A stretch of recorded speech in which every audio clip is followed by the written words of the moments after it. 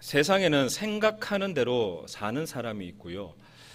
사는 대로 생각하는 사람이 있습니다. 성도 여러분들 곰곰이 한번 이 시간 스스로 한번 물어보시기 바랍니다. 나는 과연 어떤 사람일까? 나는 생각하는 대로 사는 사람일까? 아니면 사는 대로 생각하는 사람일까? 한번 스스로 한번 물어보시기 바랍니다. 진정한 그리스도인, 참 크리스찬이라면 사는 대로 생각하는 것이 아니라 주님 안에서 생각하는 대로 사는 사람이어야 할 것입니다. 성경을 보면 너무나 많은 말씀이 이거 해라 아니면 저거 하지 말라 이런 명령이 많이 있죠. 사실 그것은 하나님이 우리를 너무 사랑하시기 때문에요. 우리가 잘못 가기를 원치 않으셔서 그렇게 말씀을 하신 것 같아요. 우리가 아무렇게나 사는 대로 생각하는 것이 아니라 하나님의 말씀 앞에서 바르게 생각하고 바르게 사는 사람이 되기를 원하셔서 하나님께서는 그런 말씀을, 그런 명령을 우리에게 해주신 것 같습니다. 우리가 살다 보면 삶의 현장에서 예수님을 믿는 사람으로 마땅히 가져야 하는 바른 생각이 무엇인지 어느 정도는 알고는 있습니다. 과연 그것이 무엇일까요? 하나님을 사랑하고 이웃을 사랑하라. 이게 예수님을 믿는 사람으로서 마땅히 가져야 할 바른 생각이 아닐까 그렇게 생각을 합니다. 그런데요, 막상 그 생각을 삶 속에서 용기 있게 실천하기는 주저주저하는 게 때때로 우리들의 모습이 아닐까요? 왜냐하면 말씀대로 살면 내게 손해가 있을까 두려워하기 때문입니다. 말씀의 내용은 알지만 말씀대로 산다는 것은 정말 참 용기가 필요하다는 겁니다. 그런데 그 용기가요, 단순한 그냥 성경적인 용기나 자기 자신에서 나오는 인간적인 용기가 아니라 믿음의 용기라는 겁니다. 하나님에게서 나오는 용기라는 것이죠. 하나님께서 우리에게 그런 용기를 주시기 때문에 우리는 바르게 살 수가 있는 것이지 내가 원래 용감한 사람이라 용기 있게 살 수 있는 게 아니라는 겁니다. 바로 그러한 용기가 오늘 우리가 함께 본 이 본문에서 사도들을 통해서 나타난 것을 우리는 보게 됩니다. 먼저 오늘 우리가 함께 본 이 본문의 앞전에 대한 이 사건의 배경을 잠깐 말씀을 드리면요, 오순절에 베드로와 요한이 성령님의 역사하심에 은혜를 받고 그들이 성전에 가서 제9시에 성전에 가서 기도하러 올라갈 때에 성전 미문에 앉아있는 평생토록 한번 일어나지 못한 그 거린을 일으켜 세우는 역사를 아마 기억하실 겁니다. 우리가 찬양으로 나와 있죠. 베드로가 뭐라고 이야기합니까? 은과 금은 내게 없거니와 내게 있는 이것을 내게 주노니 나사렛 예수 이름으로 일어나 걸어라. 이때 어떤 역사가 일어납니까? 태어날 때부터 한번 일어서지도 못한 그 거린이 그때 다리에 힘을 얻고 일어나 뛰며 하나님을 찬양하는 사건이 일어나죠. 이 사건 이후에 솔로몬의 행각이라는 곳에서 베드로와 요한은 또 이 예수님의 복음 사역을 위해서 말씀을 전하고 있었습니다. 그런데 문제는 여기서 있었습니다. 공회의 종교 지도자들이 이 베드로와 요한을 잡아다가 감옥에 가두었다는 겁니다. 왜 그랬을까요? 그들이 위협을 받았기 때문입니다. 그리고 그 가두고 난 이튿날 그들이 백성들 앞에서, 종교 지도자들 앞에서 이 베드로와 요한을 신문하는 과정에서 일어난 일이 바로 오늘 본문의 말씀입니다. 자, 그때 13절, 오늘 본문 13절에 보면 그들이 베드로와 요한이 담대하게 말함을 보고 그들을 본래 학문 없는 범인으로 알았다가 이상히 여기며 또 전에 예수와 함께 있던 줄로 알고, 성경이 이렇게 말하고 있죠. 베드로와 요한이 어떻게 말했다고 합니까? 담대하게, 전혀 두려움이 없이 강하고 정말 또박또박하게 지금 말하고 있다는 겁니다. 정말 용기를 가지고 말했음을 알 수가 있습니다. 운전하시는 분은 아시겠지만 가끔 길을 가다가 뒤에서 경찰차 소리가 납니다. 경광등을 켜고요, 소리가 나면 내가 위반하지도 않았는데 때때로는 뒤에서 소리 나면 움찔움찔합니다. 왜 그렇습니까? 두려워서 그렇죠. 죄도 안 지었는데 혹시나 내가 또 모르는 죄를 지었을까? 그래서 움찔움찔하죠. 요즘 세간에 여러 가지 글로 인해서 검찰에 많은 사람들이 또 불려가고 재판을 하고 있습니다. 불려가는 것 자체로서 엄청난 위협과 두려움을 느낄 것입니다. 그 모습이 이 당시 유대인의 공회, 이 산헤드린 공회가 바로 그런 모습이었다는 것이죠.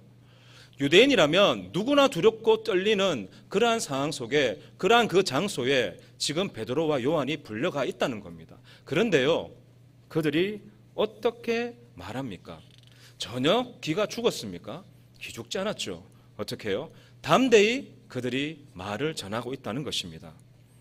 그런데 재밌는 것은 이 베드로와 요한이요, 알려지지도 않는 어부 출신인데 전혀 두려움 없이 말하는 것을 보고요, 오히려 권력을 가진 자들이 두려움을 느낍니다.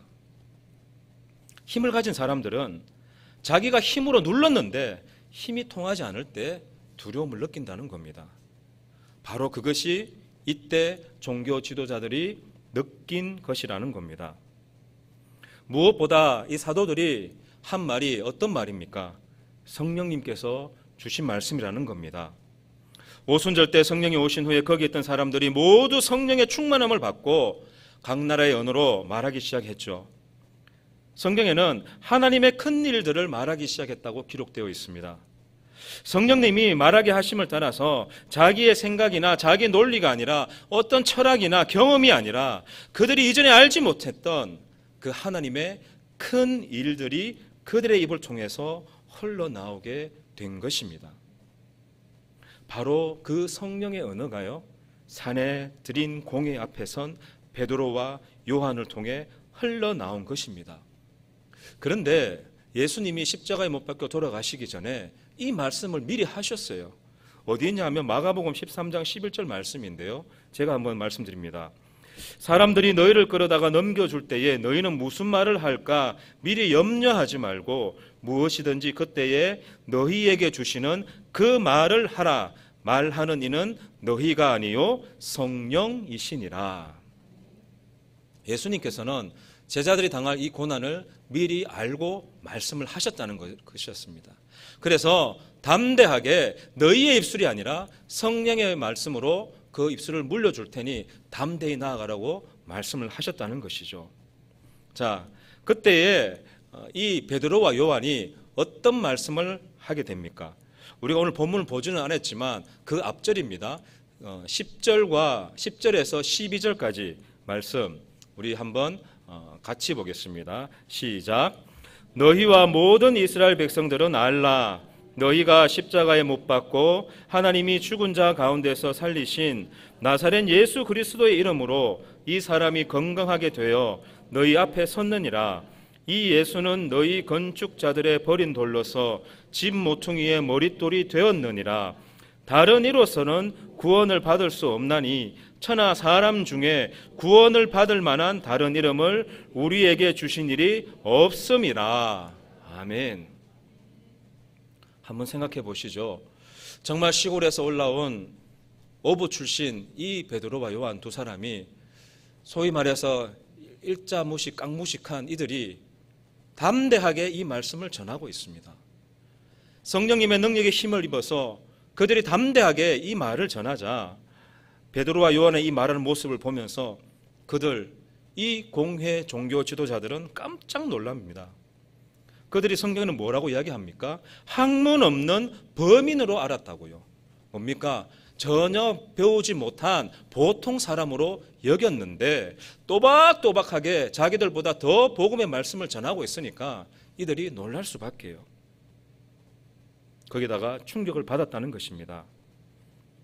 그런데 이 공회 종교 지도자들은 베드로와 요한이 하는 말씀을 보면서 어디서 많이 보는 건데 라는 느낌이 들면서 두려워하기 시작합니다.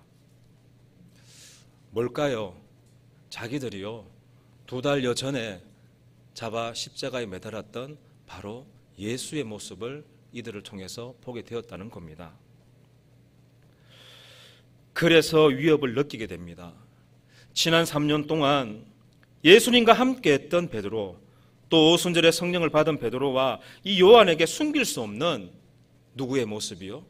예수님의 모습이 그들을 통해서 나타났기 때문입니다. 예수님의 향기가 났고 예수님의 파워, 예수님의 힘이 그들을 통해서 나타났다는 것입니다. 사랑하는 성도 여러분, 이 예수님의 모습이 오늘 우리에게도 나타날 줄로 믿습니다. 예수님을 믿고 따라가는 자들에게 예수님의 향기와 예수님의 힘이 더해질 줄로 믿습니다.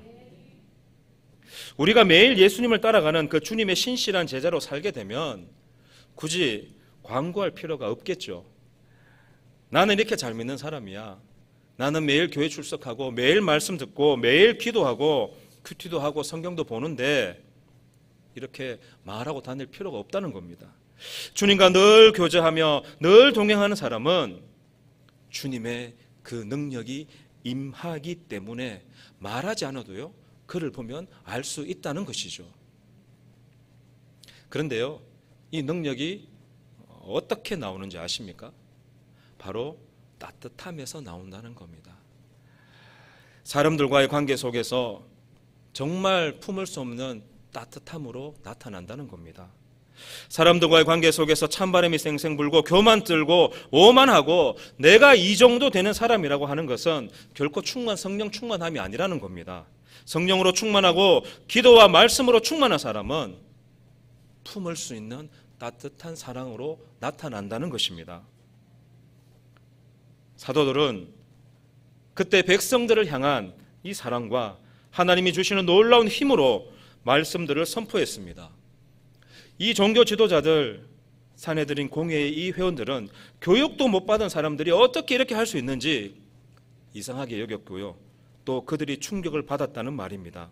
평생 자기들은 성전에서 교육받고 훈련된 종교의 전문가들이었는데 자기들도 못하는 일을 이 시골 어부 출신 베드로와 요한이 했다는 사실에 충격을 받았다는 겁니다.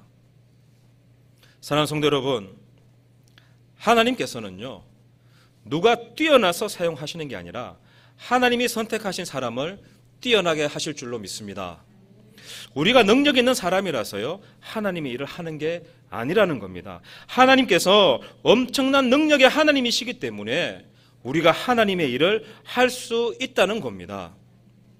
그 크신 분을 붙들고 있기 때문에 우리가 크게 되는 것이지 원래 우리 자신이 큰 것이 아니라는 겁니다. 그때 이 공회의 지도자들이 뭐라고 말합니까? 14절 말씀이 이렇게 합니다. 또 병나은 사람이 그들과 함께 서 있는 것을 보고 비난할 말이 없느니라. 비난할 말이 없다는 겁니다. 담대히 선포하고 또 능력으로 치유된 그 사람을 보고 있으니까 더 이상 비난하고 싶은 말들이 사라진다는 겁니다.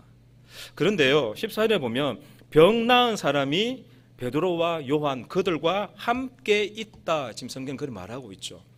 자, 이 사람 한번 보시기 바랍니다. 누가 시켜서 왔을까요?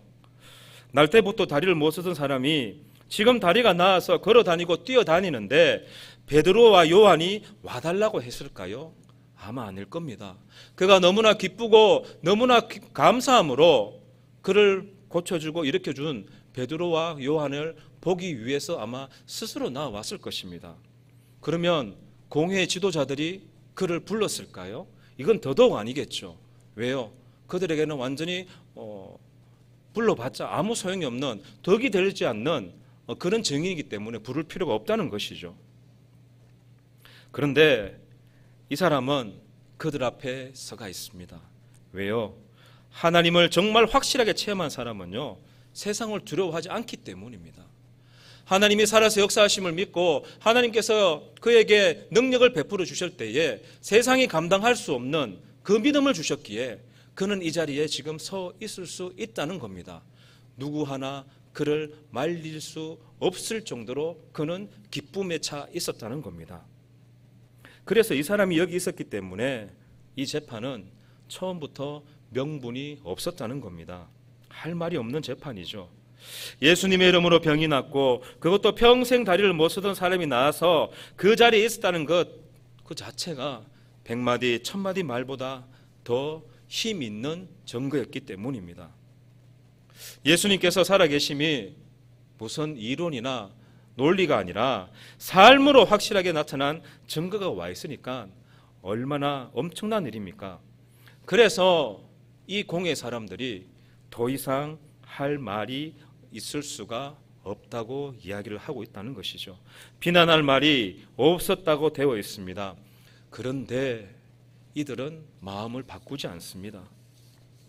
본문 15절에 보면요, 명하여 공회에서 나가라 하고 서로 의논하여 이르되 이 사람들을 어떻게 할까? 그들로 말미암아 유명한 표적 나타난 것이 예루살렘에 사는 모든 사람에게 알려졌으니 우리도 부인할 수 없는지라. 지금요, 부인할 수 없는 증인이 이 자리에 있습니다. 그런데 이게 정말이구나, 예수님의 능력이 이렇구나, 이렇게 믿음으로 나오지 않고요, 오히려 이 사도들을 다시 잡을 궁리만 하고 있다는 것이죠. 그래서 자기들끼리 나가 있으라고 말합니다. 이 사람을 어떻게 할까? 스스로 문제를 풀 수 없다고 자기들이 고민하고 있습니다. 그렇게 똑똑하고 권력 있고 종교의 지도자인 이 사람들에게도 이 상황은 정말 곤혹스러운 상황이 될 수밖에 없다는 겁니다. 자기들 스스로 말하기를 우리도 부인할 수 없는지라. 그러나 그들은 믿음으로 반응하지 않습니다. 자기들이 부인할 수 없는 증거로서 병난 사람이 거기 있음에도 불구하고 믿음으로 반응하지 않았다는 겁니다. 완악한 마음을 가진 사람들이죠. 왜 진리를 받아들이지 않았을까요? 아까 제가 서두에도 말씀드렸지만 그것을 인정하게 되면요, 당장 자기들에게 돌아올 현실적인 불이익이 너무나 많기 때문입니다. 한마디로 손해본다는 것이죠. 사람들은 자기에게 뭔가 손해가 오면요, 진리인 줄 알면서도 거부합니다. 기적을 보여준다고 믿는 게 아닙니다. 아무리 기적을 보여줘도 그 기적이 자기에게 손해를 끼치는 것 같으면 조작으로 몰고 간다는 겁니다. 사람은 다 그렇습니다. 상대방을 인정하는 순간에 자기가 패배한다고 여기게 되고요, 또 인정하는 순간에 자기에게 손해가 온다고 생각하면 바로 문을 닫아버리는 게 우리 인간의 모습이라는 겁니다. 그렇다면 이 공의 지도자들이 두려워했던 것이 무엇일까요? 이들이 가장 두려워했던 것은 바로 사람들이라는 겁니다. 이들은 하나님을 두려워하지 않고요, 군중을 두려워했다는 겁니다. 이들이 뭐라고 합니까? 표적 나타난 것이 예루살렘에 사는 모든 사람에게 알려졌다. 이것을 걱정하고 있습니다. 그러니까 하나님을 섬기는 이 종교 지도자라는 사람들이 가장 신경 쓰는 것이 하나님의 뜻이 아니라 사람들이었다는 겁니다. 17절에 보면 이것이 민간에 더 퍼지지 못하게 그들을 위협하여 이후에는 이 이름으로 아무에게도 말하지 말게 하자 하고 그들을 불러 경고하여 도무지 예수의 이름으로 말하지도 말고 가르치지도 말라 하니. 어리석은 사람들이죠. 고작 생각해낸 해결책이 사도들을 위협해서요, 다시는 예수의 이름으로 이런 것들을 하지 말고 전하지 말라고 이야기하고 있습니다. 손바닥으로 하늘을 가리려고 하는 것 같이 어리석은 일이 따로 없겠죠. 종교 지도자였음에도 오직 어떻게 하면 자기들에게 유익한가, 어떻게 하면 사람들이 자기들을 인정할까 봐 거기에만 관심이 있었다는 겁니다.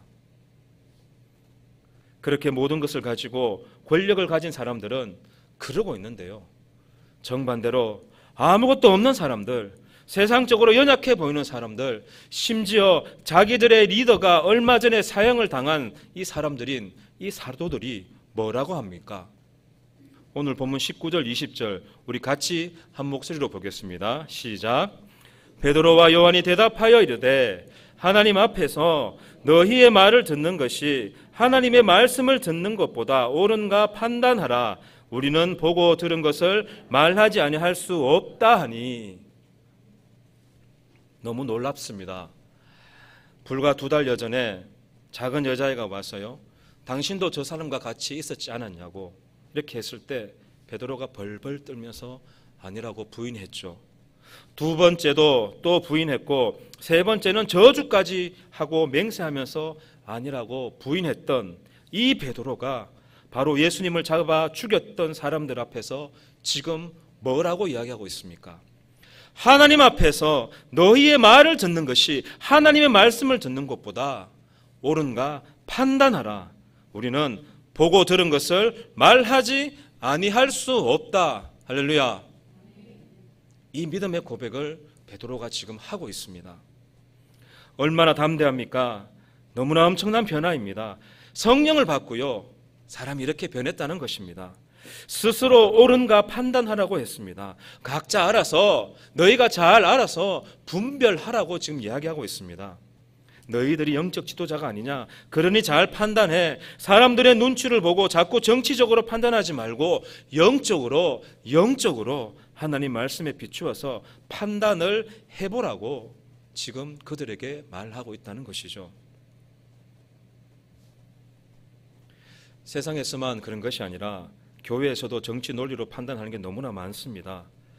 하나님의 말씀이 아니라요, 이 정치 논리에 의해서 결정되는 게 너무나 많이 있는 게 오늘 우리들의 모습이 아닐까 그런 생각이 듭니다. 그런데 그런 것이 아니라 우리는 모두 하나님 앞에 있음을 꼭 기억하시기 바랍니다.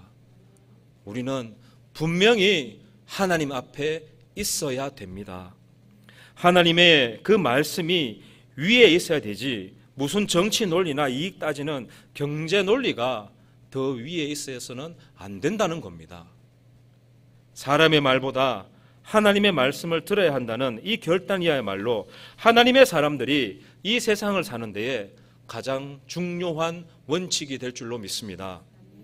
그런 순간순간들이 너무나 많이 오죠. 하나님의 말씀대로 살면 손해를 볼 것 같고요, 나름대로 수를 쓰면, 눈을 한번 감으면, 그런 방법을 쓰면 유리한 것처럼 보이는 때가 너무나 많이 있을 겁니다. 사업 계약을 체결할 때든지요, 아니면 자녀들을 교육할 때, 또 직장을 선택할 때, 또 젊은이들은 학교를 고를 때, 이 모든 상황 속에서 우리가 처할 것입니다. 그런데 잘 따져보시기 바랍니다. 우리가 하나님의 말씀대로 나가지 않고요, 하나님의 말씀을 듣지 않으면 어떻게 되는지요. 19절 중반에 보면 너희의 말을 듣는 것이라고 했습니다. 이게 뭡니까? 하나님 말씀을 듣지 않는 것을 말합니다. 그러면 어떻게 됩니까? 자기의 마음대로 되지 않습니다. 우리가 하나님의 말씀을 듣지 않고 귀를 기울이지 않고 그대로 가지 않으면 누구의 말을 듣게 된다고요? 세상의 말을 듣을 수밖에 없다는 겁니다. 그러면 내가 알아서 잘 판단할 수 없게 된다는 것입니다. 우리는 다 귀가 얇은 사람들입니다. 이 말 저 말을 듣고서 잘못된 말을 듣고 잘못된 방향으로 나가게 되어 있는 사람이 바로 우리들입니다. 그게 인간이죠. 주변 사람들의 말과 매스컴과 인터넷, 심지어 드라마에까지도 영향을 받더라고요. 그러한 무수한 논리가 우리를 지배하게 됩니다. 내 마음대로 내가 알아서 잘 판단하는 게 아니라는 것이죠. 하나님대로, 하나님의 이 말씀대로 가지 않으면 세상적인 그런 것들의 영향으로 잘못 가게 되는 게 바로 우리 연약한 우리의 모습이라는 겁니다. 근데 여기서 주변 사람들이 좋은 이야기를 해줄 때 듣지 말라는 말이 아닙니다. 우리가 함께 모여서 기도하며 사랑하는 마음으로 좋은 말을 해줄 수도 있고요, 때로는 그 사람이 잘되게 하려고 쓴소리를 할 때도 있다는 것입니다. 근데 그때의 그 자체가 하나님의 말씀이냐, 하나님의 메시지냐 아니냐를 잘 판단해야 한다는 것입니다. 하나님의 사람은 결정적인 순간에 이것이 하나님의 말씀이구나 하고 뒤돌아서게 된다는 것이죠. 그 말씀을 듣고 되돌아선다는 겁니다. 그래서 그 악함을 되풀이하지 않게 가는 게 바로 하나님의 사람이라는 겁니다. 우리가 서로 기도하면서 간증도 하고요, 서로를 사랑하는 마음으로 잘 이야기해 줄 때 그것이 바로 하나님의 메시지가 될 수 있다는 겁니다. 일반적인 어떤 세상의 논리가 아니라 하나님의 메시지가 이 말씀 속에 있는지 잘 판단하라고 지금 말하고 있다는 것입니다. 많은 목회자를 비롯해서요, 교회 리더들이 교회 일을 결정하며 나아가다 보면요, 이것이 정말 하나님을 기쁘시게 하는 일일까? 아니면 사람을 기쁘게 하는 일일까? 여기에 고민하는 경우가 꽤 있습니다. 물론 하나님을 기쁘시게 하고 사람도 기쁘게 하는 것, 이 둘 다 이루어가면 얼마나 좋겠습니까? 그렇지 못할 때 힘들다 할지라도 당연히 하나님이 기뻐하시는 길로 우리가 가야 되지 않겠습니까? 하나님이 기뻐하시는 길이 뭡니까? 바로 생명을 살리는 길입니다. 이 생명을 살리는 길이 어렵더라도 가야 한다는 것입니다. 하나님이 기뻐하시는 길이라면 비록 방해가 있고 손해를 보더라도 가야 한다는 것입니다. 그렇게 하니까 어떤 일이 벌어졌냐 하면 오늘 본문 21절에 관리들이 백성들 때문에 그들을 어떻게 처벌할지 말씀을 찾지 못하고 다시 위협하여 놓아주었더니 이는 모든 사람이 그 된 일을 보고 하나님께 영광을 돌림이라. 이 공회의 지도자들은요, 주변에서 지켜보고 있는 수많은 백성 때문에 이 베드로와 요한을 처벌하고 싶어도 할 수 없는 방법을 찾지를 못했다는 것이죠. 하나님 뜻보다 민심이 더 두렵기 때문에 예수님에게 불법 재판을 하고 신문을 하여 죽였던 그들이었습니다. 사도들도 똑같은 방법으로 얼마든지 처리할 수 있었지만 그런데 지금 경우가 틀렸죠. 다리를 못 쓰던 사람이 일어나서 산 증인이 거기에 있습니다. 너무 확실한 증거가 거기 와 있고 그것을 모든 예루살렘 사람들이 다 알고 있었다는 것이죠. 거기 와 있는 많은 사람이 실제로 그가 일어나는 모습을 봤을 것입니다. 매일 자기들이 보던 사람입니다. 구걸하고 다리를 못 쓰던 사람입니다. 그런데 지금 서 있고 뛰고 거기 와 있습니다. 이렇게 사람들의 모든 눈이 집중되어 있는 재판이기 때문에 자기들 뜻대로 막 밀어붙이다가는 누구들요? 밀란으로 일어날 수 있다고 판단을 하고 있었다는 것이죠. 그래서요, 어떻게 처벌할지 방법을 찾지 못한다는 것입니다. 그래서 그들이 할 수 있는 방법이 뭡니까? 다시 위협하여 놓아줬다는 겁니다. 그런데요, 사랑하는 성도 여러분, 이 일로 인해서 어떤 일이 벌어질까요? 방금 읽은 21절 마지막 부분을 우리 다 같이 한번 읽어보겠습니다. 모든 사람부터요. 모든 사람이 그 된 일을 보고 하나님께 영광을 돌림이라. 할렐루야. 얼마나 하나님께서 기뻐하시겠습니까? 거기에 있는 모든 사람들이, 모든 유대인 백성들이 그 된 일들을 보고요, 누구한테요? 하나님께 영광을 올려드리게 되었다는 것입니다. 이제 말씀을 맺겠습니다. 예수 그리스도의 죽음과 부활을 목격했고 성령의 충만함으로 부활의 확신을 가진 이 베드로와 요한에게 유대계 지도자들의 협박은 아무런 문제가 되지 못했습니다. 왜요? 누구의 말을 듣는 것이 옳은지를 그들은 분명히 알고 있었기 때문입니다. 그래서 히브리서 저자는 이러한 믿음의 사람은 세상이 감당하지 못한다. 어떻게 해요? 세상이 감당하지 못한다. 이렇게 성경은 기록하고 있습니다. 사랑하는 성도 여러분, 세상이 감당하지 못하는 믿음의 백성들이 다 되시기 바랍니다. 세상들은 결코 우리를 침범하지 못합니다. 세상은 우리를 협박하지 못할 것입니다. 왜요? 그들이 감당하지 못하는 믿음을 우리가 갖고 있기 때문입니다. 그렇습니다. 이처럼 세상이 감당할 수 없는 믿음을 가지시기를 간절히 축원합니다. 그래서 어떠한 박해에도 굴하지 않고 담대하게 하나님께서 기뻐하시는 일, 즉 생명 살리는 일에 날려나가시는 그런 믿음의 삶을 온전히 살아가실 수 있기를 바랍니다. 이번 한 주간 이 말씀 들고 살아나가실 때에 주님께서 온전히 우리와 동행하실 줄로 믿습니다. 믿음의 사람, 복된 삶을 살아가시기를 주님의 이름으로 간절히 축복합니다. 하나님 아버지 감사합니다. 오늘 우리에게 주신 이 말씀을 다시 한번 마음속에 새깁니다. 하나님, 세상이 감당하지 못하는 그 믿음을 우리에게 허락해 주시옵소서. 우리가 그 믿음의 소유자가 되어서 하나님, 무엇을 보고 무엇이 옳은지 온전히 구별하여서 하나님께서 기뻐하시는 그런 믿음의 삶을 살아갈 수 있도록 우리와 동행하시고 우리를 붙잡아 인도해 주시옵소서. 예수님의 이름으로 간절히 축복하며 기도드립니다. 아멘.